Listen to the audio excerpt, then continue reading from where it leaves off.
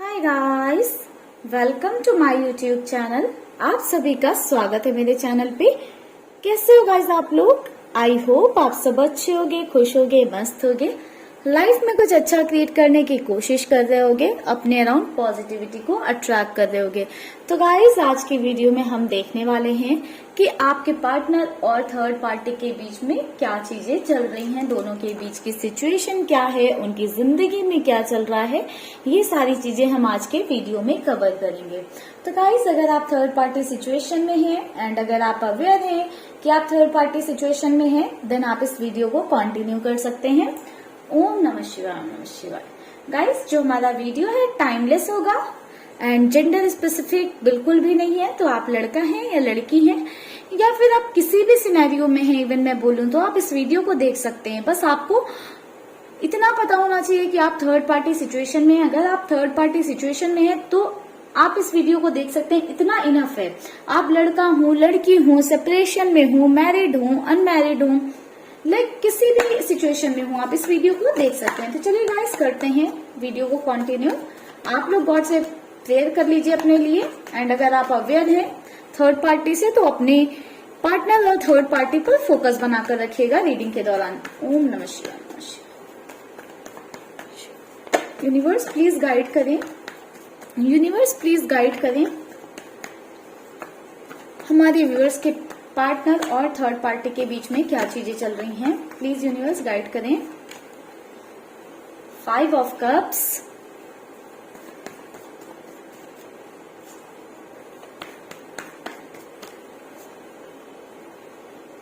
Page of pentacles,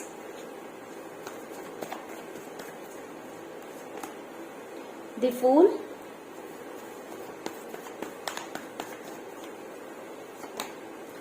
Three of Swords,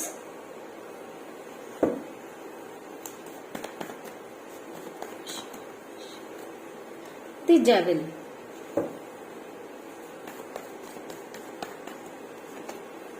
Seven of Swords, Four of Pentacles,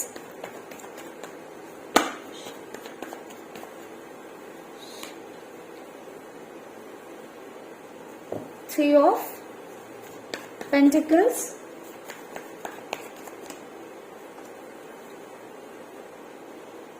Nine of Cups,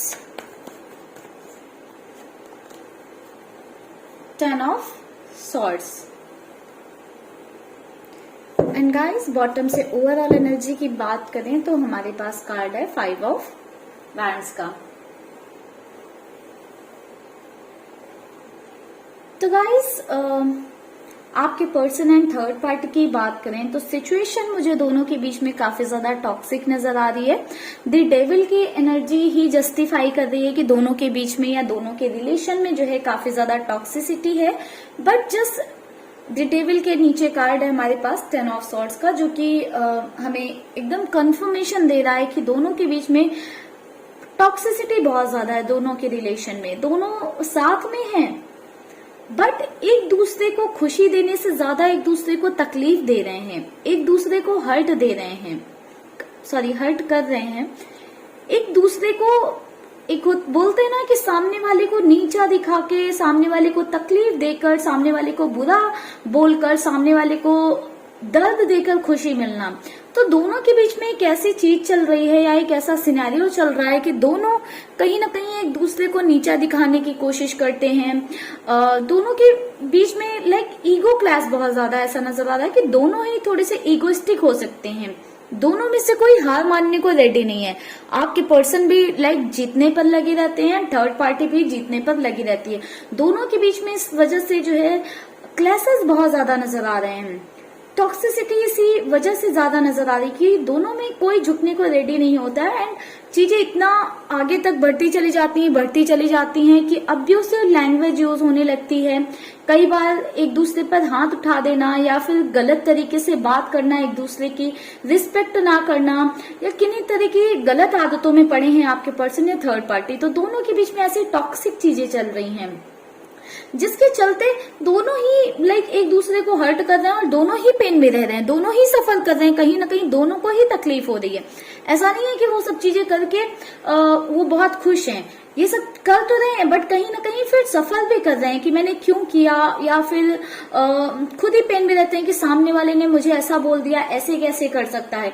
कई बार दोनों को ऐसा भी महसूस होता है कि ये रिश्ता खत्म कर दिया जाए तो ही बेहतर होगा। शायद अपने दिल को तोड़ देना या इस रिश्ते से आगे बढ़ जाना या इस रिलेशन में जो भी चीजें चल रही हैं इनको यहीं पर छोड़ देना शायद बेहतर होगा हम दोनों के लिए। ऐसा सोचते हैं कई बार, ये दोनों ही सोचते हुए नजर आ रहे हैं कि कई बार ये लोग सोचते हैं इस रिश्ते का एंड किया जाए, खत्म किया जाए। बुरा लगेगा, तकलीफ होगी, अटैचमेंट खत्म होने में टाइम लगेगा, पेन होगा, सफर होगा, बट फिर भी कहीं ना कहीं उन्हें लगता है कि अपनी लाइफ में आगे बढ़ पाएंगे और जो बाकी चीजें हैं उन पर काम कर पाएंगे, अपनी लाइफ में खुशियों तक पहुंच पाएंगे।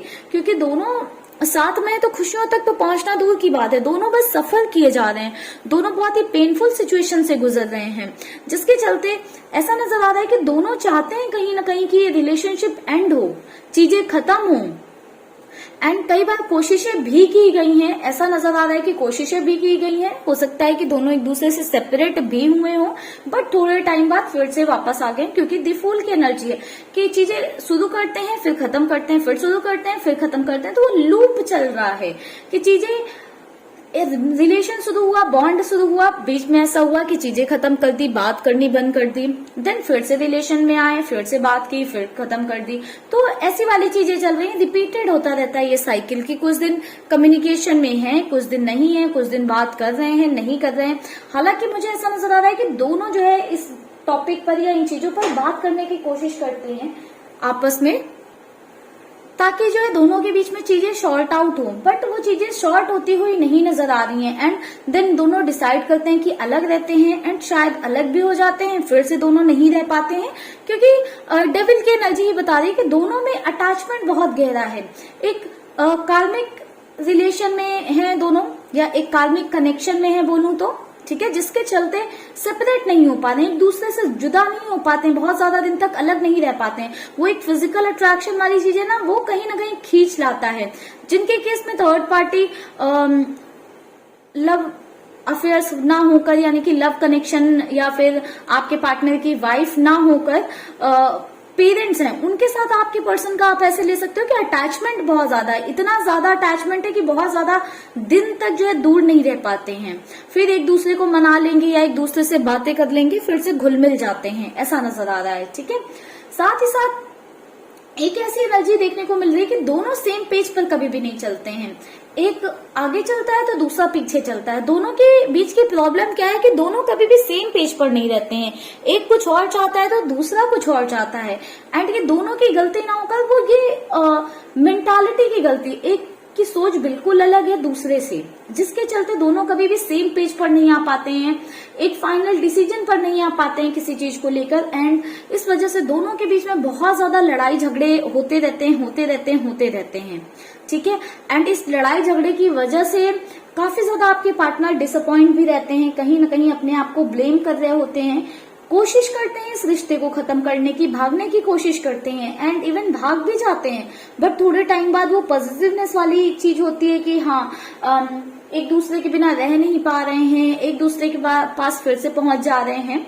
ठीक है, ये सिर्फ मैं लव अफेयर्स के लिए नहीं बोल रही हूँ, जो जिनके पर्सन जो है किसी लव अफेयर्स में है या किसी और के साथ जो है लव लाइफ में कनेक्टेड है, ये मैं सभी के लिए बोल रही हूँ। जो भी थर्ड पार्टी आपके केस में अगर फैमिली है, फ्रेंड्स है, तो उनके साथ भी ऐसा है कि ऐसा बॉन्ड है कि बहुत ज्यादा दिन तक या बहुत ज्यादा टाइम तक एक दूसरे से नाराज नहीं रह पाते हैं, घूम फिर कर फिर से पहुंच जाते हैं, क्योंकि कनेक्शन जो कार्मिक होता है ना, उसमें डिटैच हो पाना इतना इजी नहीं होता है, तो टाइम लग रहा है, उस डिटैचमेंट में टाइम लग रहा है, उस डिटैचमेंट के प्रोसेस में टाइम लग रहा है। कार्मिक रिलेशन से लोग इतनी जल्दी रिलीज क्यों नहीं हो पाते, क्यों इतना सफर करते रहते हैं इतने टाइम तक, जस्ट बिकॉज डिटैचमेंट नहीं पॉसिबल हो पाता है। वरना कोई सफर करके इतनी तकलीफ और इतना पेन और इतना दर्द सह के कोई क्यों किसी के साथ रहेगा। जहां पर खुशी नहीं मिल रही है वहां पर उस इंसान के साथ क्यों रहेगा। बट होता क्या है कि कार्मिक कनेक्शन में डिटैचमेंट नहीं हो पाता है, तो आप उस इंसान से इतना ज्यादा अटैच्ड महसूस करते हो कि आप उसके बिना नहीं रह पाते हो। तो सेम सिनेरियो आपके पर्सन एंड थर्ड पार्टी के साथ हो रहा है, ठीक है, कि दोनों इतना ज्यादा जो है एक दूसरे से अटैच्ड महसूस करते हैं कि दूर नहीं रह पाते हैं और फिर से एक दूसरे के पास चले आते हैं।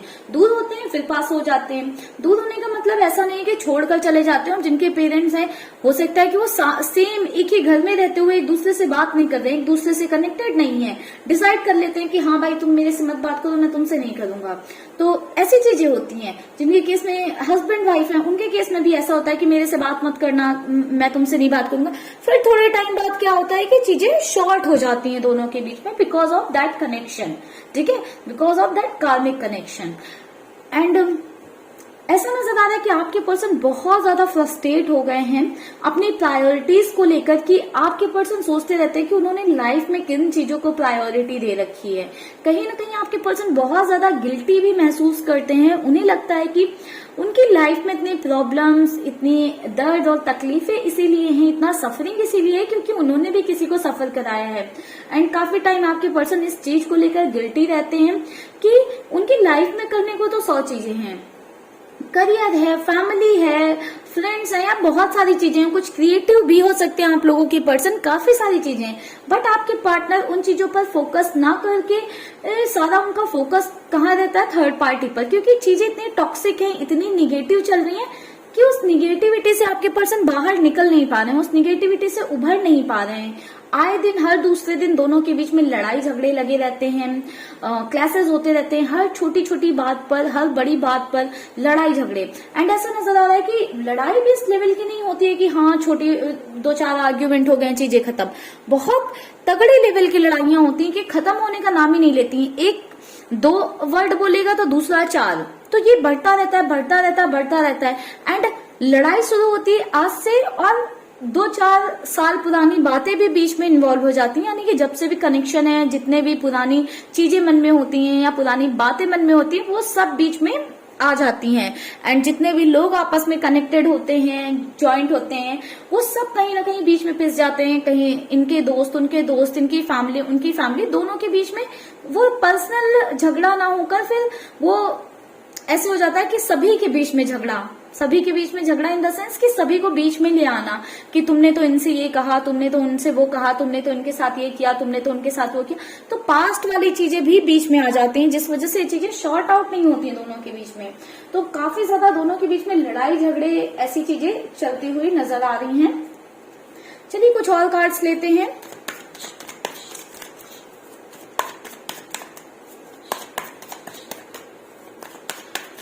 प्लीज गाइड करें इस रिलेशन का, इस रिश्ते का आउटकम क्या होगा, नतीजा क्या होगा इस रिश्ते का। क्या चीजें ऐसे ही चलती रहेंगी, कंटिन्यू रहेंगी, या कुछ बेहतर होगा। टर्निंग इन, पास्ट लाइफ, गाइस मैंने बोला ना कार्मिक कनेक्शन है। थंडरबोल्ट,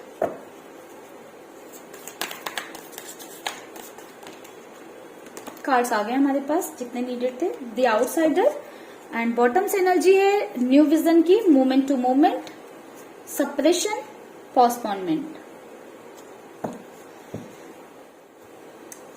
बॉटम से एनर्जी है, ओवरऑल एनर्जी है न्यू विजन की, यानी कि आपके पार्टनर अपनी लाइफ को एक न्यू विजन देंगे या नया नजरिया देंगे या अपनी लाइफ को एक नई दिशा देंगे, या फिर थर्ड पार्टी हो सकती है जो अपनी लाइफ को एक न्यू विजन दे, नई दिशा दे, इन सब चीजों से आगे बढ़े। ठीक है, आगे बढ़ने की एनर्जी, पोस्टपोनमेंट कि आगे बढ़ जाओ भाई, आगे बढ़ जाओ। जहां पर खुशियां नहीं है, रूखा सूखा है, पेन ही है, दर्द ही है, तकलीफ ही है, तो थोड़ा और सही के आगे बढ़ जाओ। तो ओवरऑल नतीजा मुझे यही दिख रहा है, ठीक है, इस रिश्ते का। बाकी मैं आपको एक्सप्लेन कर देती हूँ कि आगे क्या चीजें रह सकती हैं।